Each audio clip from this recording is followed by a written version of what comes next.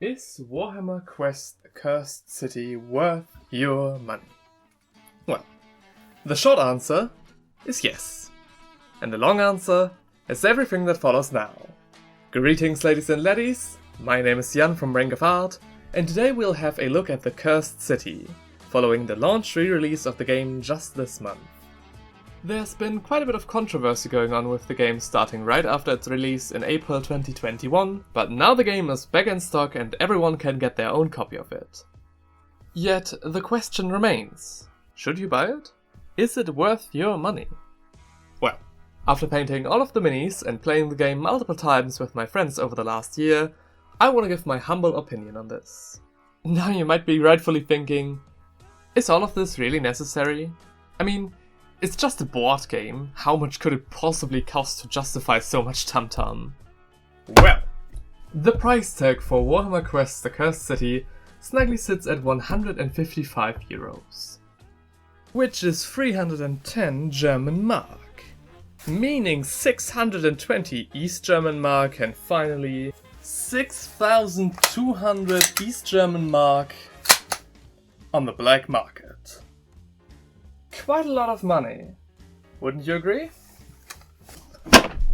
First you want to have a look at the miniatures that come with the box set. The main game contains 60 miniatures, 8 heroes that you can play as, and 52 bad guys that are being deployed against you. When I first had a look at the miniatures, I was absolutely blown away by the quality of their cast, and I still am. Every model has a lot of very fine details that stand out clean and sharp, despite their relatively small size.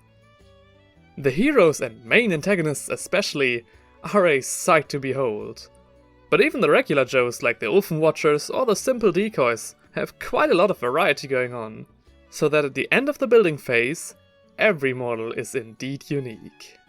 Now, let's compare the set of 60 unique, brand new and highly detailed minis to another set of originally the same price. Like the Eldritch Omens box set.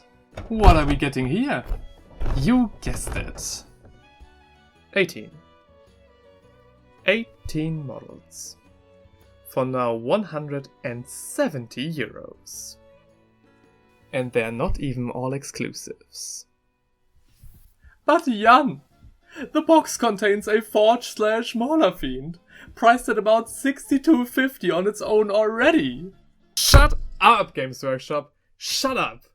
Like, let's be honest. We all know that they just put the Mauler Fiend in there to artificially bump up the price without actually having to deliver new models, right? Okay, I know.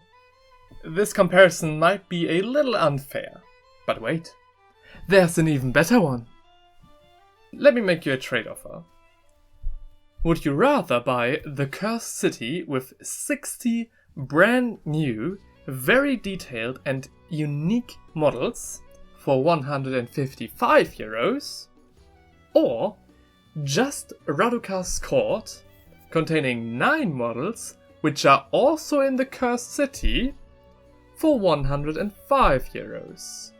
Oh, and just on a side note, Raduca is not part of the Raduca's Court, so if you want him to, you have to pay extra.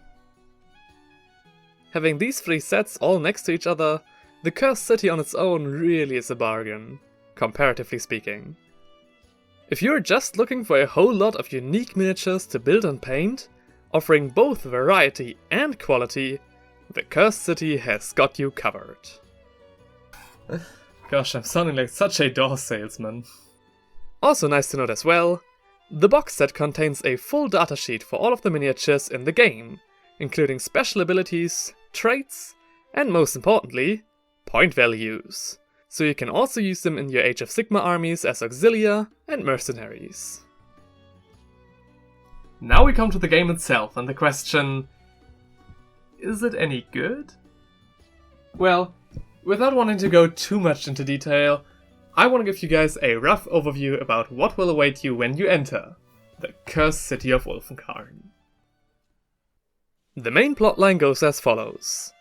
You guys, a group of 8 heroes from all over the realms, try to free the city of Ulfenkarn from the reign of a powerful vampire tyrant, going by the name of Raduca the Wolf. Be it for your affiliation to the city and the people in it, or your own personal aspirations. You tackle this task by going on missions, of which there are 3 different kinds. Hunt missions, where you kill Raduca's minions and loosen his influence. Deliverance missions, where you run through the city and try to save as many citizens as you can from the suffocating Gravetide, while lowering the fear amongst the populace. And obtaining missions, where you just go and try to find treasures and enchanted items to boost your heroes. After every successful mission, you gain XP to level up your characters, and every level up unlocks a boss mission. Unique scripted settings where you get the chance to kill off one of Raduca's officers for good, until you reach and impeach the man himself. On the sidelines are the stats Fear and Influence. Should one of these counters reach 12, Raduca succeeds in literally plunging the city into all-encompassing darkness, gaining the powers of a god, and, most importantly, ending the game. To prevent that, the players need to succeed in the aforementioned missions, lowering fear or influence 2 points at a time. Should a mission end in a defeat, which is something that can happen quite easily, the affiliated counter goes up by 1. That's as far as I want to take the rough overview over the missions. And if you now think that this sounds like quite a lot, you're right. But for me personally, it just doesn't get old. And with that, we come to the replay value.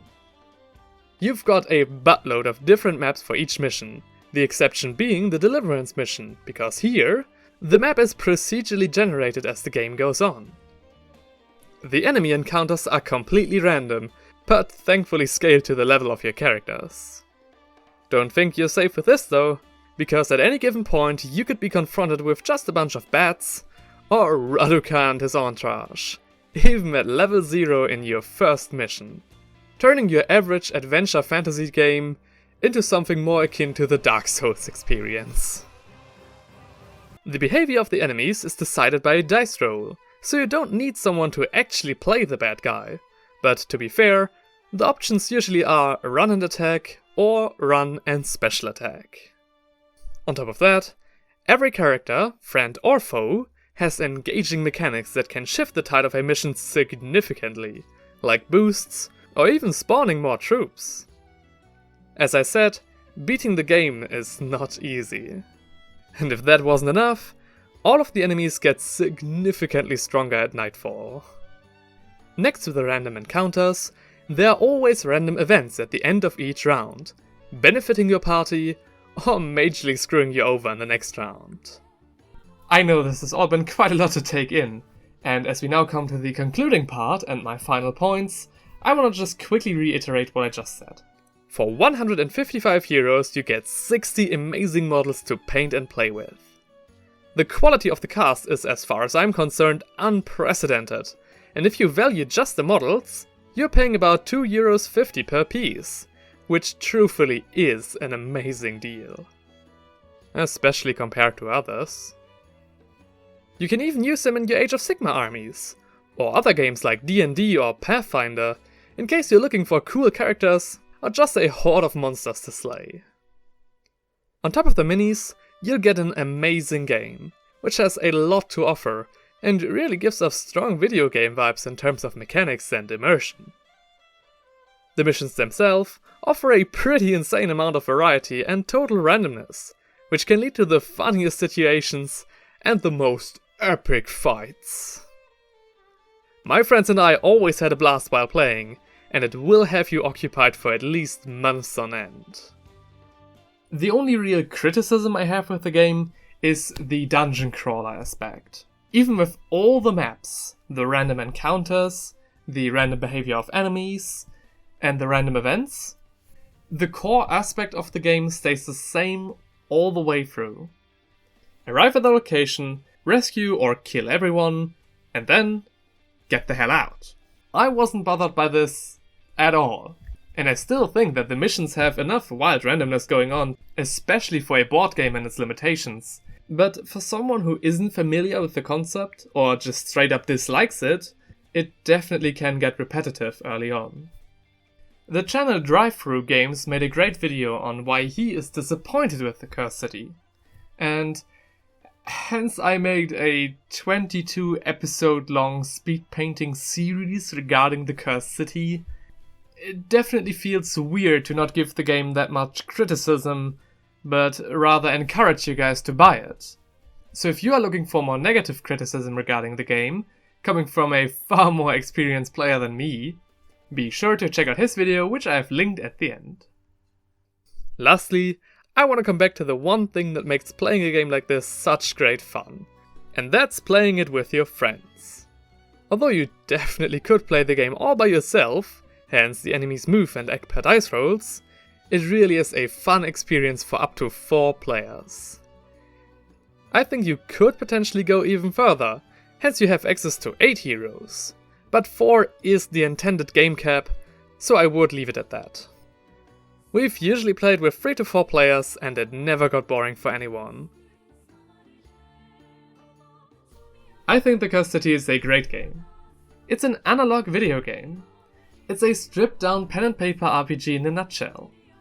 Based on mine and my friends' experience, I think that it's definitely worth the money. And I'm really glad that you guys now have the chance to get a copy for yourself as well. Hey yeah, we're doing outros now! Here you can find my Cursed City unboxing video and my whole speed painting series as well. The earliest episodes surely have aged quite a bit, but the tips and tricks still hold up, so if you want, feel free to check them out. And of course, as I promised, Drive-Thru Games' mostly negative review of the Cursed City. This is the good, here's the bad, and I'm yet to find an ugly review of the game. I'm really hoping to see you again in my next video, and until then, take care and have fun painting.